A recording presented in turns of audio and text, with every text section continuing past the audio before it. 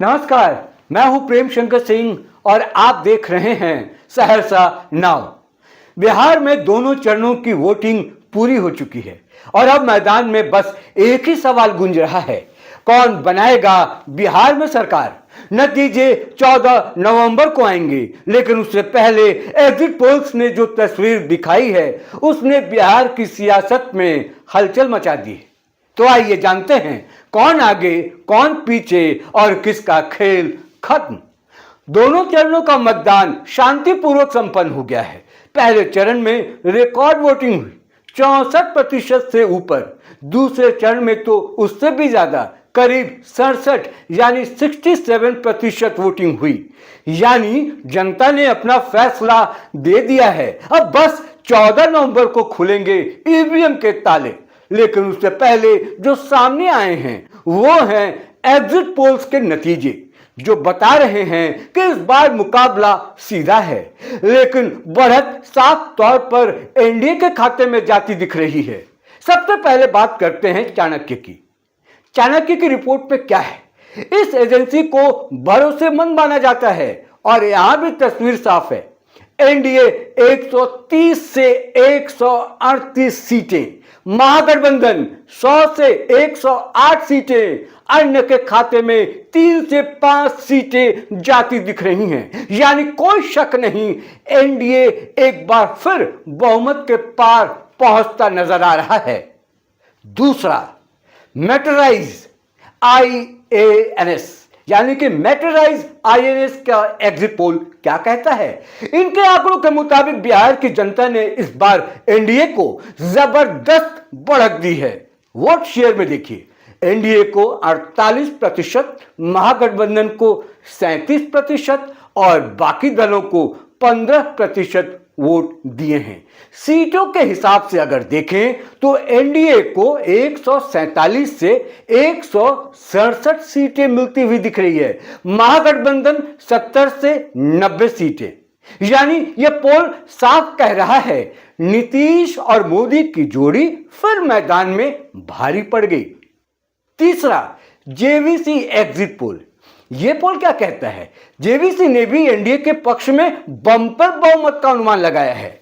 NDA को 135 से 150 सीटें दी गई, महागठबंधन को 88 से 103 सीटें और अन्य के खाते में 3 से 6 सीटें जाती दिख रही हैं। यहां भी तस्वीर वही, एनडीए आराम से बहुमत के पार। चौथा, पीपल्स इनसाइट। यह पोल क्या कहता है? इस पोल में भी एनडीए के हक में हवा बहती दिख रही है। एनडीए 133 से 148 सीटें, महागठबंधन 87 से 102 सीटें, जन स्वराज पार्टी 0 से 2 सीटें और अन्य 3 से 6 सीटें। यानी प्रशांत किशोर की जन स्वराज पार्टी को इस चुनाव में कोई खास सफलता मिलती नहीं दिख रही। पांचवा, पीपल्स पल्स। यह पोल क्या कहता है? यहां भी लगभग वही तस्वीर। एनडीए 133 से 159 सीटें, महागठबंधन 75 से 101 सीटें, अन्य 2 से 13 सीटें। सीधा मतलब है एनडीए 150 के करीब पहुंचता दिख रहा है। छठा, यानी कि पोल स्ट्रेट का पोल क्या कहता है? पोल स्ट्रेट के मुताबिक एनडीए 133 से 148 सीटें, महागठबंधन 100 से 108 सीटें, अन्य के खाते में 3 से 5 सीटें। यहां भी ट्रेंड बिल्कुल वही, एनडीए बढ़त पर कायम। सातवां, दैनिक भास्कर।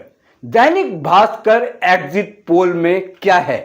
भास्कर के सर्वे में भी एनडीए को स्पष्ट बहुमत दिया गया है।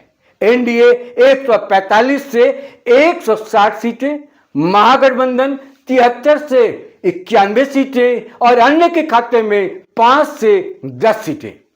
अब जरा इन सातों एजेंसियों की रिपोर्ट को एक साथ रखिए। हर जगह तस्वीर एक जैसी दिख रही है। एनडीए बहुमत के साथ सरकार बनाता नजर आ रहा है। कुल औसत तस्वीर यानी बिहार की बड़ी तस्वीर, अगर सभी एजेंसियों का औसत निकालें तो आंकड़े कुछ यूं बनते हैं। एनडीए की अगर बात करें, सबसे पहले 145 से 146 सीटें, महागठबंधन 91 से 92 सीटें और अन्य के खाते में 5 से 6 सीटें। यानी कि चमत्कार है, सातों एजेंसीज ने एनडीए को नंबर 1 बनाया है। यानी बहुमत का आंकड़ा 122 है और एनडीए उससे कहीं आगे दिखाई दे रहा है।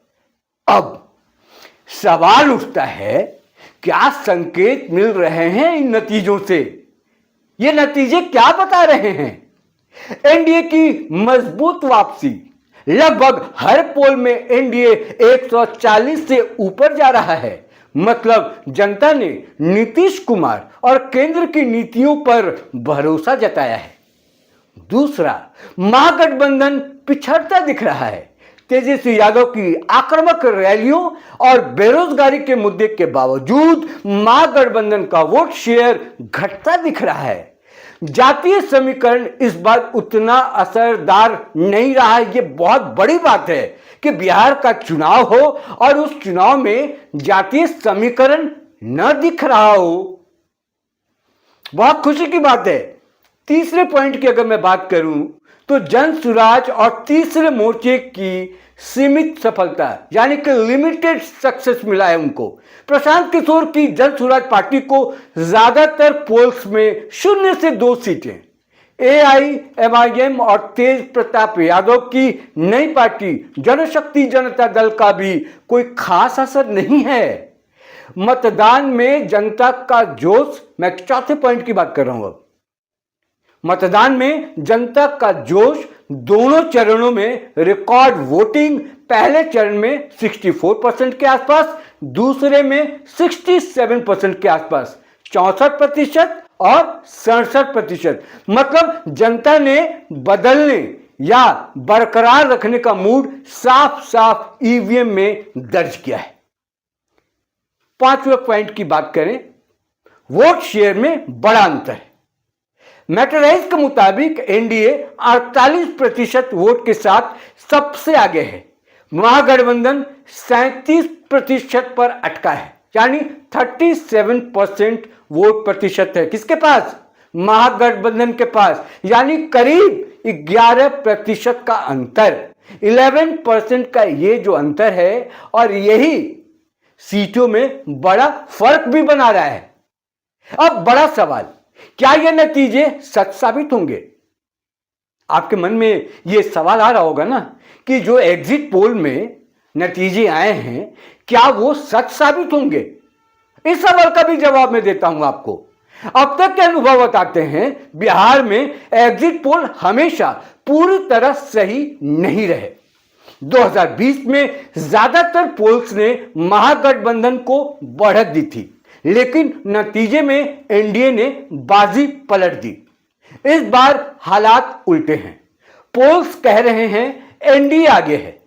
अब देखना यह होगा कि क्या जनता का असली फैसला भी ऐसा ही रहेगा या फिर कोई बड़ा उलटफेर होगा। 14 नवंबर याद है ना? 14 नवंबर रिजल्ट डे है।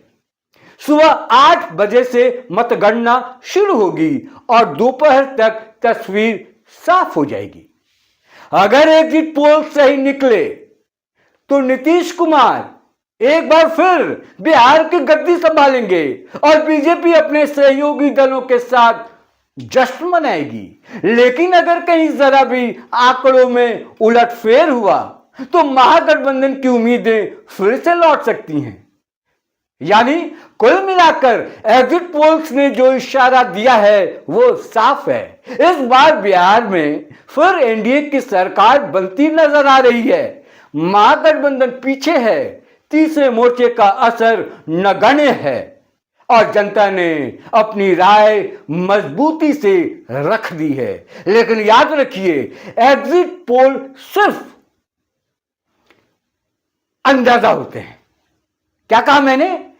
एग्जिट पोल सिर्फ अंदाजा होते हैं, फैसला जनता का होता है। 14 नवंबर को ईवीएम खुलेंगे और उसी दिन तय होगा बिहार में इस बार डबल इंजन चलेगा या तेज की स्पीड दिखेगी।